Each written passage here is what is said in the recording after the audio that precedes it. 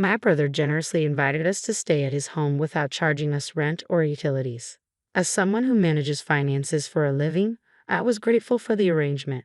My husband, Stephen, is a mechanic, and we live in the house where I grew up, a property that holds deep sentimental value in my family's history.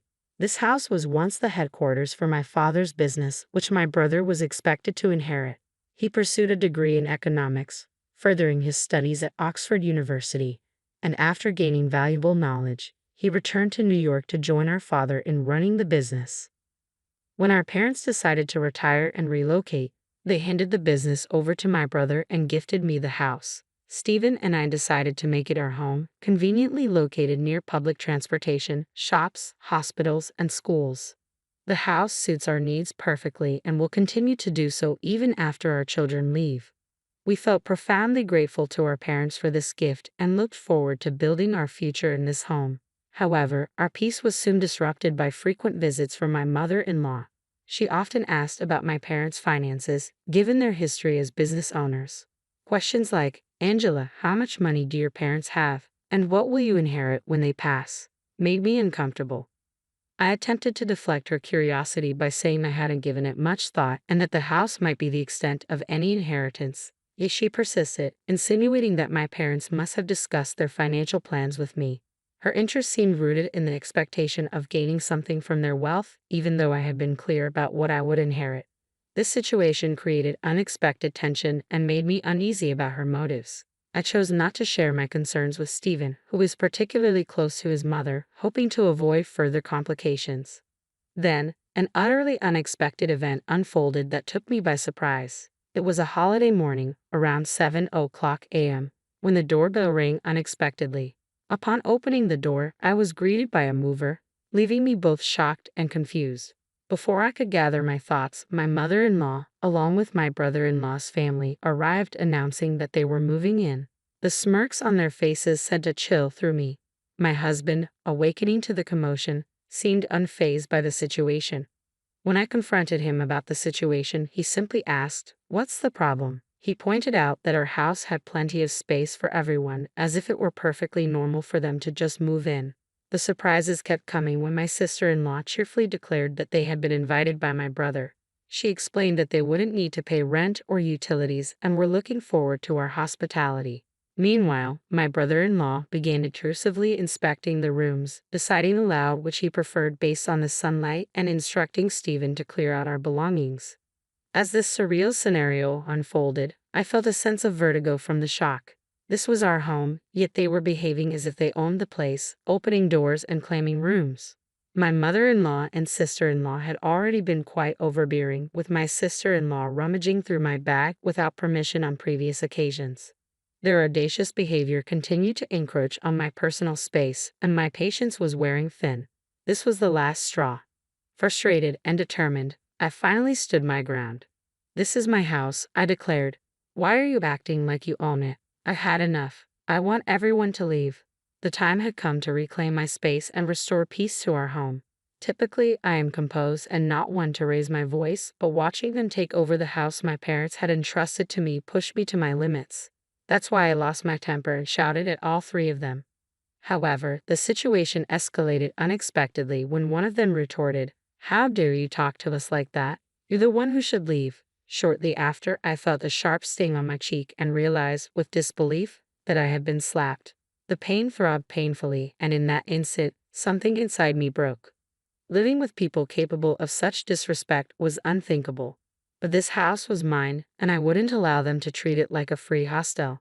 So, I made the difficult decision to leave, if only temporarily. I quickly packed some essentials and found a monthly rental apartment to stay in for the time being. This meant I would have to commute to work, but it felt like the only viable option at that moment. Once settled, I called my parents to explain their ordeal. Even through the phone, I could sense their outrage. My father, who has always balanced his roles as a strict CEO and a loving father brilliantly, was particularly upset. I hated bringing them into this mess, especially as they were finally enjoying their retirement, but I had no choice. My rightful home was being encroached upon. While I adjusted to life in the rental apartment, I couldn't shake the feeling that my husband and his family were getting too comfortable in my house. Motivated by suggestions from my brother and father, I decided it was time to take further action. A few days later, during a break at work, I checked my phone and saw dozens of missed calls and messages from my husband. I knew exactly why he was trying to reach me. It was time to address the situation head on. But this time, I would be prepared and not alone in my fight to reclaim what was rightfully mine. In response to the untenable situation at home, I took a firm step and contacted the utility companies to disconnect the electricity and water services to the house. Our home was entirely dependent on electricity. Without it, nothing would function. We hadn't installed solar panels yet, so there was no alternative power source. Given the current heat wave, I imagine living without these basic amenities would be quite difficult. This action likely prompted the flurry of calls from my husband, who was probably trying to manage the sudden lack of utilities. Just as I was about to dismiss another call from him, my phone rang again during my break. "Hey, what's going on? There's no power and the water isn't running. Did you cut off the electricity and water?" His voice was tinged with panic. I explained that since the house was mine and I was no longer living there, it didn't make sense to keep paying for utilities I wasn't using. "The house belongs to me," I said firmly. "Now that I'm not there, it wouldn't be sensible to keep the electricity and water running. Keeping these services active would mean I'd have to cover the bills, which doesn't seem fair under the circumstances." When I shared my reasoning, my husband became very upset and demanded that I turn the services back on immediately. However, just because he wanted them reinstated didn't mean I was obliged to comply. I told him that if they wanted the utilities back, they should pay for them themselves. Every time we discussed finances, they insisted that since it was my house, I should bear the costs, but their actions suggested otherwise. I had no intention of renewing the utility contracts or asking them to vacate the house. After making my stance clear, I ended the call as my break was coming to an end. Later, my mother-in-law, sister-in-law, and brother-in-law all reached out with similar requests, complaining about the unbearable heat and the inconvenience caused by the lack of water. They wanted me to reconnect the utilities, but my decision was firm. This was a matter of principle and a step toward asserting my boundaries within my own property.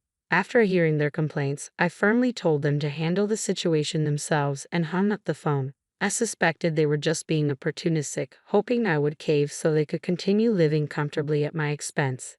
However, even after a week, there was no sign of them leaving. Realizing I needed to take more decisive action, I consulted a lawyer from my father's company. I explained the situation and requested that he send a formal notice to my husband, accusing them of trespassing. They had entered and occupied my house without permission, essentially forcing me out and treating it as their own. In the notice, I made it clear that I was seriously considering legal action. This move shocked my husband. Surprised and anxious about the legal implications, he approached me, hoping to find a resolution. I was aware of their concern for their social reputation, and it felt like a turning point in our struggle for control of my home. I knew that the threat of a lawsuit would weigh heavily on them. Despite their desire to maintain their lifestyle, they were caught in a dilemma: face legal consequences or convince me to let them stay. I could see through my husband's intentions, but I refused to listen to their pleas or relent to his requests. In a moment of frustration, my husband exploded in anger during a call at work, demanding that I drop the lawyer and accusing me of acting self-righteous.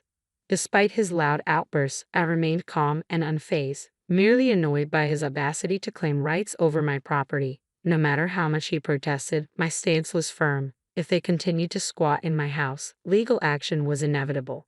I ended the call, feeling that further engagement would be pointless. I had already discussed potential divorce proceedings with my lawyer. Later, when I returned home, I found missed calls from my mother-in-law and sister-in-law. Choosing not to engage any further, I blocked their numbers to avoid more disruptions.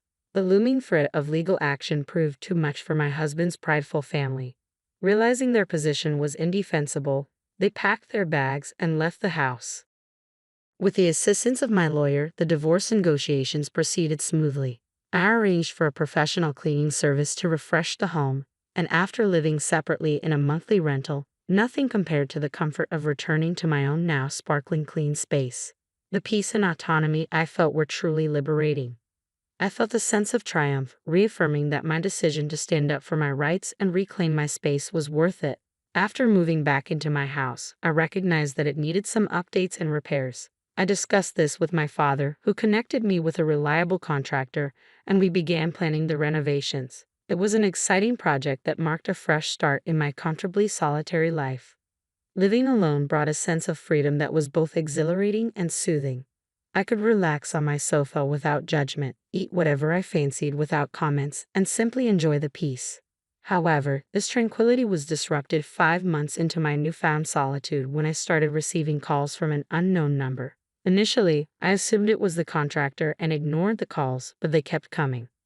Eventually, I answered, only to find it was my ex-husband, the very person I had recently divorced under strict legal agreements that prohibited us from contacting each other.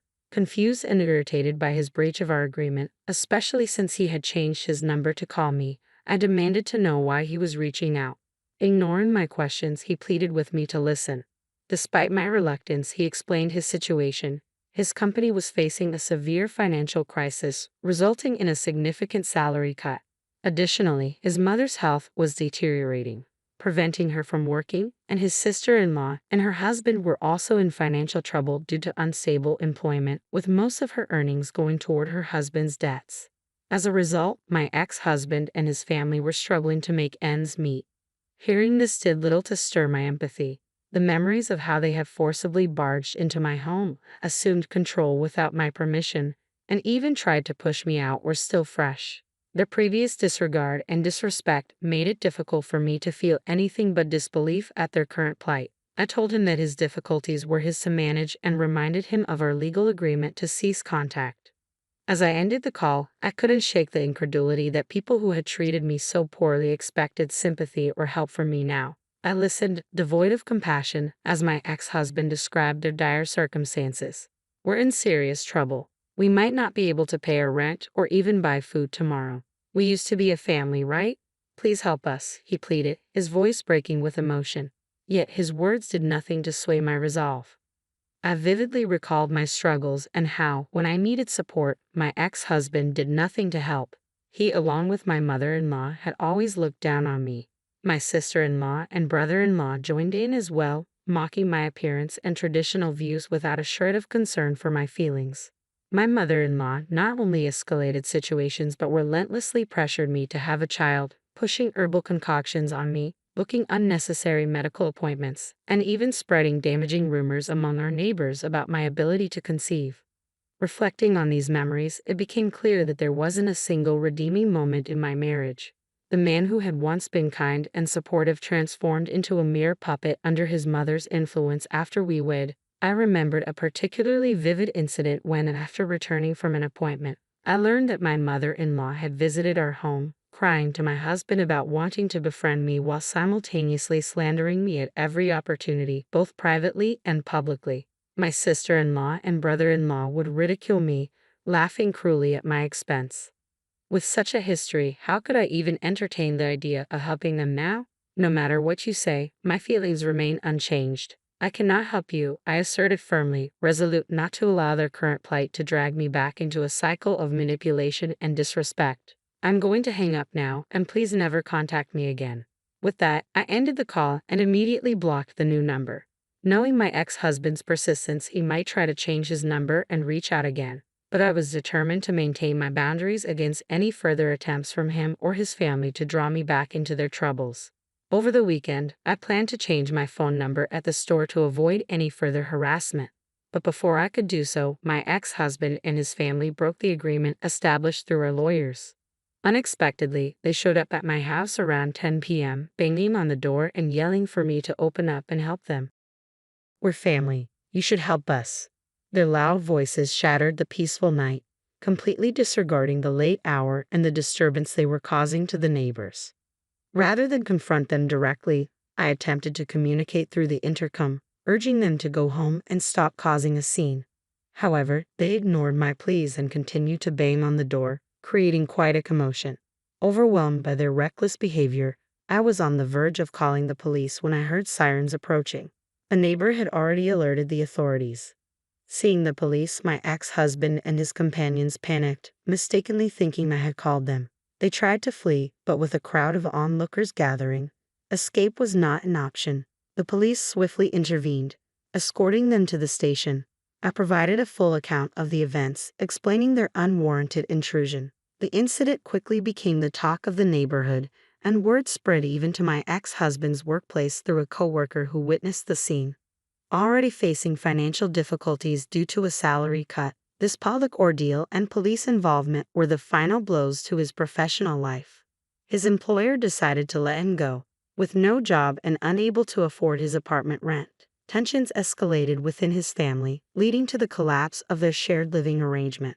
My ex-husband, Stephen, along with his mother, now resides in public housing, both working multiple part-time jobs in a desperate effort to make ends meet, with even his mother eager to contribute financially to their reduced circumstances.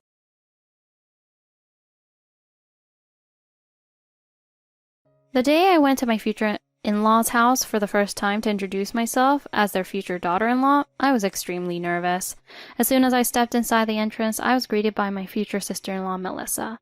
At first, she was all smiles, saying, "Nice to meet you," with a sweet demeanor. However, as soon as my future husband Adam left the room, her attitude completely changed. "You should just leave." She coldly spat out the words and splashed water at me. I was so shocked by her behavior that I couldn't say a word. My future in-laws, who were right there, said nothing. All they managed was a weak, "Oh well, let's not make a fuss." I stood up to deal with my soaking wet clothes, feeling completely lost. Just then the front door opened and Melissa's husband Ken arrived late. "Hi, nice to meet you." I introduced myself weakly, pretending nothing had happened, but Ken looked surprised. "Wait a minute." In that moment, Melissa's face turned pale. Her demeanor changed and the entire atmosphere shifted. "My name is Lisa and I'm 30 years old. Adam and I were introduced by mutual friends and now we live quietly together. Although we haven't been blessed with children, I feel happy every day. My meeting with Adam goes back several years. After graduating from vocational school, I worked in housekeeping services. I've always loved cooking and cleaning, and I'm proud that I've been able to help so many families through this work. For example, I regularly helped busy working couples by cleaning and preparing dinner every week. I provided them with a relaxing home environment when they returned from work. In homes with small children, I helped tidy up the often messy living rooms and children's rooms, giving mothers a chance to have some time to themselves. For elderly individuals living alone, I assisted with daily shopping and cooking, ensuring they could maintain a safe and comfortable lifestyle. Through these experiences, I found great fulfillment in improving the quality of life for the families I served. There was one family that I will never forget. One day I received a call from the company I was dispatched through. They informed me that my next assignment was a large, luxurious home owned by a wealthy couple. The first time I visited their home, I was struck by the spacious yard and grand gate. Inside, however, it was clear that some parts of the house had been neglected for years. "Hello, I'm Lisa. I'll be helping out from today. Nice to meet you." I greeted them at the door and the husband, Mark Thompson, welcomed me with a kind smile. "I'm Mark Thompson, and this is my wife, Amy. Thank you so much for coming. This house is far too big for the two of us to handle on our own, so we're grateful for your help." He introduced his wife, who looked a little tired but smiled warmly at me. I began by touring the house, figuring out where to start my work. From the large living room windows, I could see the garden, which was in need of some care, but there were also beautiful flowers that Amy had nurtured. "These flowers are beautiful." "Thank you. I have been taking care of them for years." I started with cleaning, polishing the large windows and dusting each piece of furniture carefully. Both Mark and Amy would watch me work, occasionally chatting with me. "You're so skilled for someone so young. How did you get into this line of work?" "Well, I've always loved cooking and cleaning since I was a child, and I wanted to do something where I could help others." Mark nodded in approval, looking pleased. Over time, we grew closer, and in between my work, we would sit down for tea and chat. One day, Amy showed me their family photo album. "What a lovely family. Is this your son?" "Yes, we have one son, but he's always traveling for work, so he doesn't come home very often." "He works for a big company and travels all over the world. Right now I think he's in, well, I forget which country." They both looked a little sad, though they spoke proudly of their son's success. "It sounds like you're very proud of him."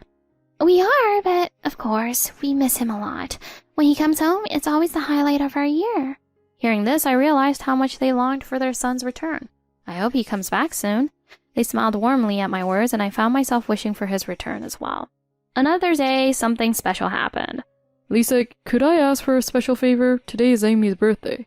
I was honored and excited to prepare a special meal for her birthday.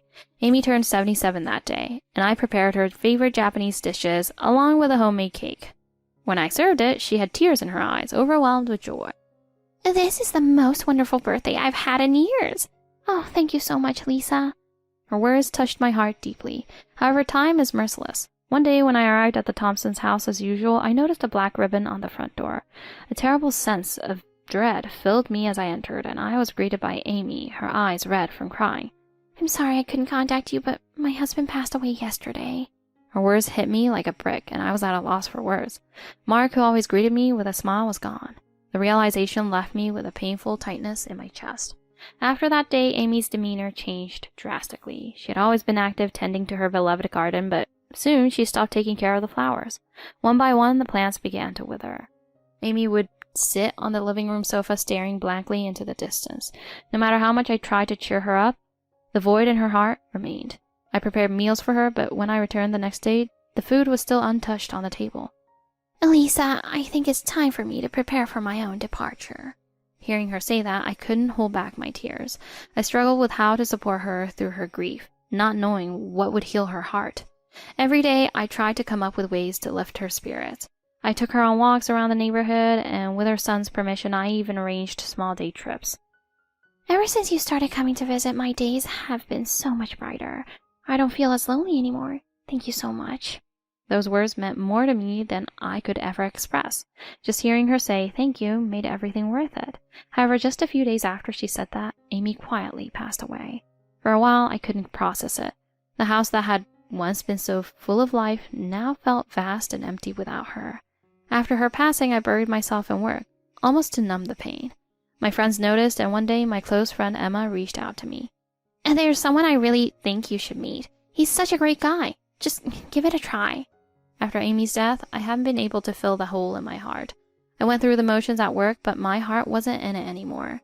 Emma, seeing me like this, invited me to a dinner gathering. That night, for the first time in a long while, I dressed up a little.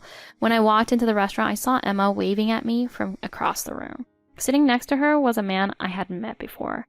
Lisa, come meet Adam. He's a really kind guy, and I think you two will get along great. Adam greeted me with a gentle smile, and as the night progressed, my nerves began to settle.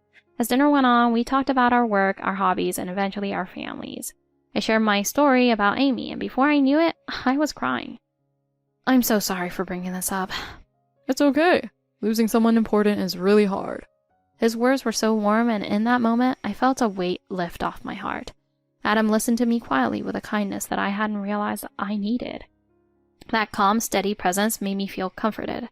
After that night, we started keeping in touch more frequently. We would meet up during breaks in our schedules, talk, and have meals together. Spending time with Adam began to fill the void in my heart little by little. Adam, I feel so at peace when I'm with you. I want to be with you forever. Adam looked a little surprised, but then smiled gently. I feel the same way, Lisa. You make my heart feel at ease. I want us to continue spending these calm, peaceful days together. Hearing those words, tears started flowing again, but this time they were tears of joy. Being with Adam helped me rediscover my smile. I felt certain that no matter what challenges lay ahead, I could overcome them as long as Adam was by my side. From that moment on, our days together felt like a dream. Our peaceful life together became my new source of hope and strength. The time we spent together became a treasure. I wanted to continue walking this path with Adam, building a life filled with happiness and warmth. A few years later, we decided to get married. The day finally came to visit Adam's parents and introduce myself formally. As we approached the front door, my hands trembled with nerves, but Adam gently squeezed my hand. It's okay, Lisa. My family is really nice. At the entrance, Adam's parents, Ryan and Sarah, greeted us warmly. Nice to meet you. I'm Lisa. Thank you for having me today. Hello, welcome. Please come in. We've been looking forward to meeting you. Make yourself at home. Feel free to relax. They guided me into the living room with a friendly atmosphere. Sitting there was Adam's older sister, Melissa. She greeted me with a dazzling smile. Melissa was strikingly beautiful, with long, shiny black hair that gleamed in the sunlight and big, expressive eyes. Her cheerful personality and stunning looks brought an instant sense of brightness to the room. Melissa's husband worked overseas, and she was a stay-at-home wife. Her wealth and luxurious lifestyle were apparent, and it was clear she was very comfortable in her role. Since her husband traveled often, Melissa frequently stayed with her parents. At first, I was relieved by her friendly demeanor. Hi, I'm Melissa, Adam's sister. Thank you for coming today. Nice to meet you, Melissa. It's an honor to be here. We started chatting about how Adam and I met, and the conversation flowed easily. So, how did you and Adam meet? We met through mutual friends. For the first time I met him, I was drawn to his kind nature. Oh, that's lovely to hear. Adam has always been a kind soul ever since he was a child. He's still that way, so gentle and caring. Hearing more about Adam's childhood made me feel happy, knowing how deeply his kindness was rooted in his upbringing. Adam used to play in the backyard a lot when he was little, digging up the dirt, catching bugs, you name it. Oh, yes, I remember that. Adam was always bringing home insects. I remember you and I screaming every time. Remember when Adam first learned to ride a bike? He fell down so many times, but in the end, he was so proud when he finally got it. Oh, I'll never forget that day. We were all so proud of him. We even had a little celebration for him. Listening to their stories, I couldn't help but think of the days when my own father helped me learn to ride a bike. That sounds like such a beautiful memory. Adam, you really were determined, weren't you? Oh, yes. He was always so dedicated. It was a joy to watch him grow up. Lisa, take good care of Adam for us. He looks so happy when he's with you, and that makes us happy too. I could feel how much they treasured Adam, and it warmed my heart to know that the man I loved had grown up surrounded by such love. The atmosphere was so warm and welcoming that I couldn't help but relax and enjoy myself. But suddenly things took a sharp turn. I'll be right back. Just need to use the restroom. The moment Adam left the room, Melissa's expression changed. Her eyes turned cold, and she looked down at me with a sneer. Why would he be someone like you? You're just a maid after all. I froze. Was this a dream? If so, I wanted to wake up. You're just a housekeeper, right? Someone like you doesn't belong in our family. Her words were like knives, cutting deep into my heart. I mean, anyone can do housework. You're just a laborer. How dare you think you could become part of our family? Her eyes scanned my outfit, and she snorted. And that outfit? You look like you stepped out of a TV show from the 80s. No sense of style at all. How embarrassing to stand next to Adam looking like that. I was speechless, unable to defend myself. Her cruel words stung, and I felt tears prick my eyes. This is exactly why you'll never be more than just a maid. You can't even stand up for yourself. Then, without warning, she grabbed a glass of water and threw it at me. The cool water splashed across my face and clothes, soaking me instantly. I gasped, the chill of the water and the shock of her actions leaving me frozen in place. Water dripped from my hair, and my clothes clung uncomfortably to my skin. Time seemed to stop as Melissa looked at me with a smug expression, clearly displeased with herself. I tried to speak, but the words wouldn't come. My throat felt dry, and all I could do was stare at her in disbelief. Oh no, the floor's wet now. Why don't you go clean it up? After all, that's your job, isn't it? Or are you completely useless? She let out a mocking laugh that echoed through the room. Adam's parents didn't say a word. They just sat there awkwardly, saying, now, as if trying to brush the situation off. When Adam came back, I forced a smile and tried to hold back the tears. Oh, why is the floor all wet? What happened? I couldn't tell him the truth, not with Melissa and his parents still sitting there. Oh, it's nothing. I just had a little accident. Excuse me for a moment. I quickly excused myself and headed to the kitchen, trying to calm down and stop the tears from falling. Lisa, are you okay? Why are you wet? What happened? Adam followed me into the kitchen, worry written all over his face. He grabbed a towel and gently wiped my hair. Adam, it was Melissa. She threw water at me. She said I was just a maid and told me to clean up the mess. Adam's expression darkened immediately. He stormed back into the living room, his voice sharp as he confronted Melissa. What did you do, Melissa? Why would you do something like that to Lisa? What? I was just asking her to do her job. After all, she's a housekeeper, isn't she? Adam's parents, caught off guard by his anger, didn't intervene. They just sat there, looking uncomfortable but not saying anything to reprimand Melissa. Melissa might have gone a little too far, but Lisa, you'll get used to it. I couldn't believe it. Why weren't they saying anything to stop Melissa's behavior? I started to realize that Melissa had always been coddled by their parents. She had been born prematurely and had been a sickly child, so their parents had always treated her with special care. Over time, that overprotectiveness has shaped her into someone who never had to face consequences for her actions. She was never expected to help with housework, and she had grown up believing everything would be done for her. Melissa was their special child, and they had always treated her differently. To make matters worse, Adam had been sending financial support to his parents for years, while Melissa hadn't contributed anything. It wasn't fair. Look at you, Lisa. You're just doing a job anyone could do. Being a maid isn't anything special. Her words were harsh, but I swallowed my anger for Adam's sake. That's enough, Melissa. Adam's voice was filled with anger as he defended me. Lisa, let's leave. We don't need to stay here any longer. Really? You're going to leave with her? Yes, I won't stand for you treating Lisa this way. Just then we heard the front door open. A man's footsteps echoed through the hall as he entered the living room. Melissa's husband, Ken, had arrived. Sorry I'm late. I just got back from my trip. Hi, I'm Ken. Nice to meet you, Lisa. I'm sorry for arriving so late. As soon as Ken entered, Melissa's expression changed drastically. Wait, when did you get back? Earlier today. I told Sarah I was coming back. Didn't she tell you? No, she didn't mention anything. Oh, I'm sorry, Melissa. I must have forgotten to tell you. Nice to meet you, Ken. I'm Lisa. Lisa? Wait. Ken's expression shifted as he looked at me more closely. Wait a minute. I had no idea what was going on, but something in his expression told me there was a connection I wasn't aware of. Are you the Lisa who used to work for my parents? I was completely confused. Yes, I used to work for Mr. and Mrs. James. Oh my gosh. I can't believe it. My parents always talked about how much you helped them. My mom especially said you were like a daughter to her. Thank you so much for everything you did for them. Tears welled up in my eyes as memories of Mrs. James flooded back. I hadn't expected this connection. I can't believe we're meeting like this. My mom showed me pictures of you all the time. She spoke so highly of you. Wait, what? You two know each other? Yeah, Lisa took care of my parents after my dad passed away. She was there for my mom when I couldn't be. Melissa's face turned pale as she realized the gravity of the situation. Ken had deep respect for me, and Melissa's treatment of me would not sit well with him. By the way, Lisa, why are you soaking wet? Did something happen? I glanced at Melissa, who was glaring at me, silently pleading with her eyes for me to stay quiet. I hesitated for a moment, but I knew I had to tell the truth. Actually, Melissa threw water on me. What? Ken's face hardened as he turned to Melissa. Melissa, what's wrong with you? Why would you do something like that? I didn't mean to. Apologize to Lisa now. I'm sorry, okay? That's not good enough, Melissa. I don't understand how you could treat her this way.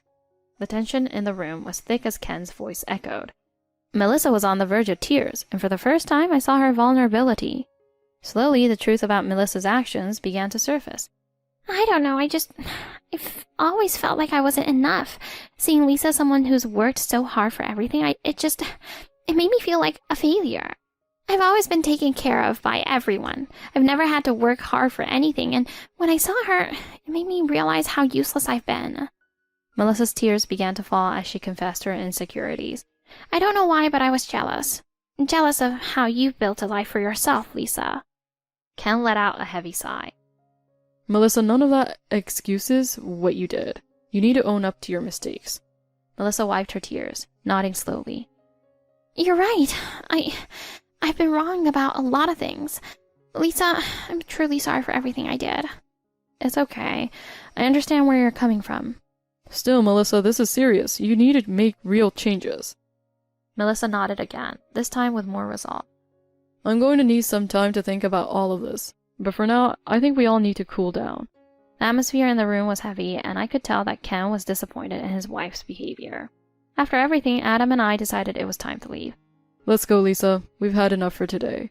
As we left the house, I couldn't shake the feeling that this family had a lot to work through, but I also felt relieved to have Adam by my side, supporting me through it all. In the car, Adam took my hand. I'm so sorry, Lisa. I had no idea Melissa would act like that. It's not your fault. She has her own struggles to deal with. Still, I can't believe she treated you like that, but I'm proud of how you handle it. I smiled at Adam, grateful for his unwavering support. The drive home was quiet, but it was a comfortable silence. We knew that no matter what happened, we would face it together, and that's what mattered most. The days following that incident were a whirlwind of emotions. I couldn't stop thinking about everything that happened with Melissa, Ken, and the entire family. Adam and I continued our lives, but I knew that what I had experienced with his family would stay with me for a long time. Are you feeling okay? Yeah, I am. It's just, I didn't expect things to go like that. I know, but you handled it with so much grace. I smiled at him, trying to shake off the lingering tension. Meanwhile, Melissa's life was taking an unexpected turn. After our confrontation, Ken and Melissa's marriage began to unravel even more. Ken couldn't forgive her for the way she had acted, and the trust between them was broken. Eventually, they decided to separate. I heard about it through Adam's family. The news came as a shock, even though part of me saw it coming. Melissa moved out of the family home and started living on her own. For the first time in her life, she was forced to rely entirely on herself, without the safety net of her family or Ken's support. At first, she struggled. She had never held a steady job before, and living independently was a challenge she wasn't prepared for. But something in Melissa changed. Over time, she began to find her footing. She found a job, small at first, but it helped her pay her bills. She worked hard, harder than she ever had before. And slowly, Melissa started to realize the value of self-reliance and personal responsibility. One day, months after everything had unfolded, I ran into Melissa. Melissa? She looked different. Her usual confidence was still there, but it was tempered by a humility I hadn't seen before. Lisa, it's been a while. Yeah, it has. How are you? Melissa hesitated for a moment before answering. I'm doing better. I've had a lot of time to think about things, and I realized I was wrong. I'm glad to hear that. I owe you an apology for everything. I was so wrapped up in my own insecurities, I couldn't see what I was doing to you. Melissa, you don't have to... No, I do. I hurt you, and I hurt Ken too. I don't know if I can fix everything, but I'm trying to become a better person. I was surprised by her words. The Melissa standing in front of me was different from the woman I had met all those months ago. I can see that you're working on yourself. That's the most important thing. Melissa gave a small smile, one that was more sincere than I had ever seen from her before. Thank you. We stood there for a moment, the weight of the past lifting slightly. After we parted ways, I couldn't help but feel hopeful for Melissa. As for Ken, he had moved on as well. He was focusing on his career and his own personal growth. The divorce had been tough on him, but it was clear that he had no regrets. Adam and I continued to build our lives together. Despite everything that had happened with his family, our relationship remained strong. I'm proud of you, Lisa. Why? Because you never let any of it change who you are. You're the strongest person I know. His words touched my heart, and I knew that as long as we had each other, we could get through anything.